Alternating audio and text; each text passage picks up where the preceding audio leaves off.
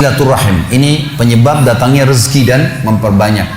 Perlu kita ketahui, silaturahim ini istilah dalam agama kita khusus bagi orang yang punya hubungan darah saja.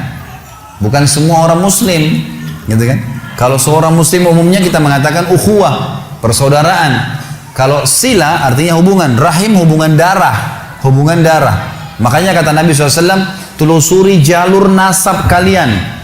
Saya sarankan sini teman-teman, mulai malam ini kalau bisa, coba ingat-ingat siapa kakeknya, ayah kakeknya. Kalau ada orang tua kita yang masih hidup, tanya, buat jalur nasab. Karena Nabi SAW mengatakan, telusuri jalur nasab kalian. Kakek kita siapa, ayahnya siapa, berapa bersaudara, nikah sama siapa, saudara-saudaranya, punya anak siapa. Jangan sampai kita ketemu sepupu kita di jalan, nggak tahu gitu. Ada rahim dengan kita, gitu kan. Kata Nabi SAW, telusuri jalur nasab kalian, karena akan memudahkan kalian silaturahim. Silaturahim. Jadi ini harus yang punya hubungan kerabat ya, hubungan darah. Dalam riwayat Bukhari Muslim yang lain kata Nabi SAW, kata seorang sahabat, waktu dia bawa satu kantong dirham, dia bilang, ya Rasulullah, saya punya sekantong dirham, saya mau sedekahkan. Ada dua orang target saya. Yang satu muslim umum, tidak ada hubungan kerabat sama saya. Yang susah, yang satu muslim, punya hubungan kerabat sama saya dan susah. Yang mana saya bantu? Kata Nabi SAW, kalau kau bantu yang punya hubungan kerabat denganmu, maka kau mendapatkan dua pahala. Pahala sedekah dan pahala silaturahimnya. Dan puncak silaturahim teman-teman sekalian adalah kedua orang tua kita. Teman-teman di sini yang pendatang, ya. Juga tentu yang mukim, yang orang yang memang asli di sini. Kalau orang tua Anda masih hidup, jangan sia-siakan. Kejar sedekah paling afdal ke mereka tuh.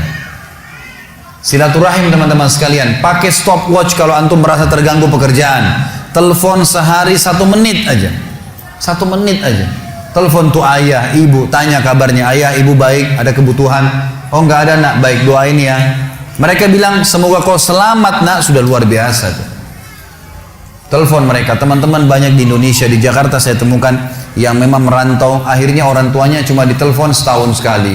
Ah gampang nanti kalau Idul Fitri mudik sekalian ketemu. Tapi kalau teman-temannya tiap hari telepon, kalau nggak telepon temannya dimarah-marahin, kenapa nggak telepon, tiap hari dicari. Ini gimana cara? Padahal orang tua itu puncak silaturahim. Teman-teman coba renungin. Ada seorang syekh di Saudi, di Jeddah, dia lagi isi pengajian. Kemudian saking pentingnya dia tahu ya, ini orang tua bagaimana. Dia bilang, saya ditelepon oleh seorang laki-laki. Dia bilang, saya nggak kenal. Laki-laki ini bilang, syekh, tolong bantu saya nih, apa jalan keluarnya? Sejam lagi saya akan divonis oleh pengadilan, dipenjara 10 tahun karena saya difitnah. Data-data palsu semua dikasih ke pengadilan dan saya difitnah. Apa saran Anda nih? Kira-kira apa yang saya harus lakukan nih supaya Allah bisa menyelamatkan saya? Kata syekhnya ini, saya dengar ceramahnya, dia bilang begini, menarik sekali kisahnya. Dia bilang, apa kau masih punya orang tua yang hidup? Kata orang itu, ayah saya sudah meninggal, ibu saya ada.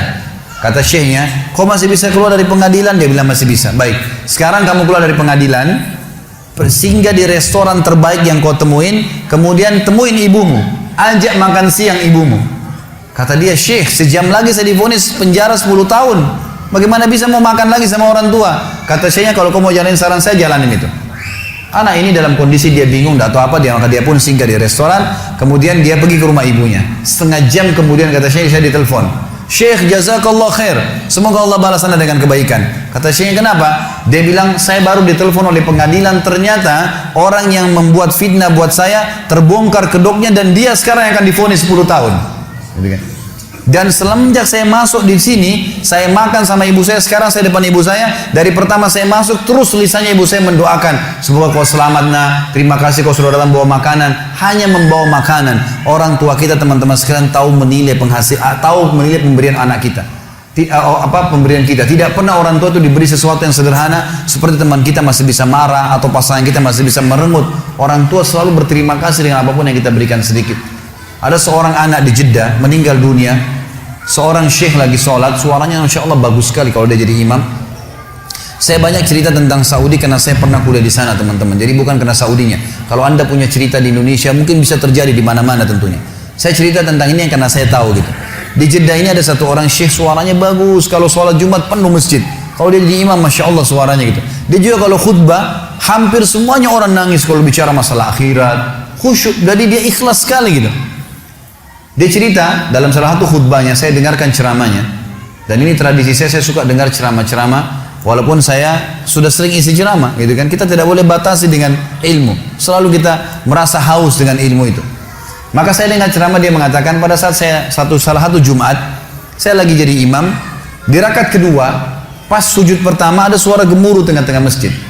Dia bilang, lalu saya salam, saya tanya, saya pakai mic, kenapa itu, ada apa? Dia bilang, Syekh, ada orang jatuh tadi waktu sholat sujud rakaat kedua, sujud pertama jatuh. Kata Syekhnya, berikan dia ruang biar dia bernafas dan tolong antar beberapa ikhwah, tolong antar ke rumah sakit terdekat. Waktu diantar, kata dokternya, orang ini sudah mati setengah jam yang lalu. Maksudnya pada saat dia lagi sujud di hari Jumat, gitu kan? Ini luar biasa. Kata Syekhnya, ini jelas-jelas husnul khatimah. Hadis Nabi SAW, siapa yang meninggal hari Jumat tidak akan kena fitnah kubur, dan juga dia mati dalam keadaan sholat, jelas dari ibadah, apalagi lagi sujud kepada Allah SWT. Lalu dia bilang, datang adiknya mengambil jenazah kakaknya. Lalu saya bilang, ini kakakmu datang jauh-jauh sholat di sini karena dia mau sholat dengan saya. Dia mau dengar ceramah, dia mau dengar suara bacaan Al-Quran. Maka saya minta, tolong izinkan saya memandikan jenazahnya. Kata adiknya, baiklah, silakan. Datanglah Syekh ini ke rumahnya, dimandikan jenazahnya. Kemudian malam takziah pertama, dan disunahkan 3 malam takziah.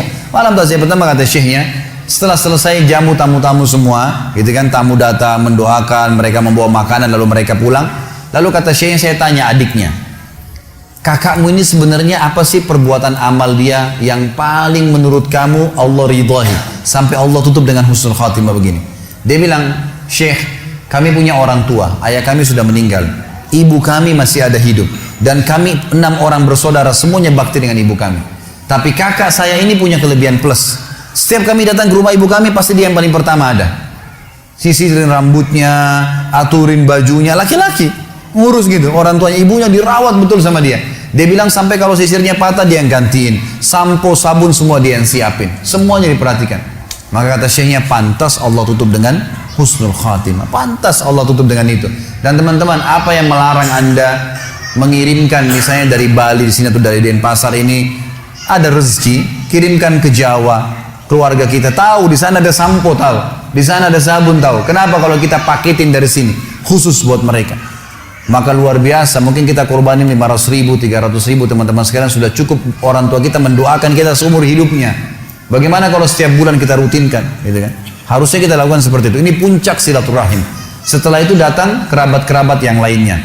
Kata Nabi SAW, siapa yang ingin diberkahi umurnya, di sini sering diterjemahkan dalam buku Indonesia, siapa yang ingin dipanjangkan umurnya, gitu kan? Sebenarnya tidak ada kata-kata panjang umur ya, karena umur sudah ditentukan, 60 ya 60. Tapi di sini maksudnya diberkahi. Jadi kalau dia punya 60 tahun, dia sering silaturahim, dengan ada orang lain punya umur 60 tahun tidak silaturahim, kita temukan yang sering silaturahim ini akan berkah hidupnya. Sudah banyak bangun masjid, sudah banyak kegiatan-kegiatan sosial, Allah berkahi umurnya. Siapa yang ingin diberkahi umurnya dan diluaskan rezekinya, maka dia sebaiknya melanjutkan silaturahim.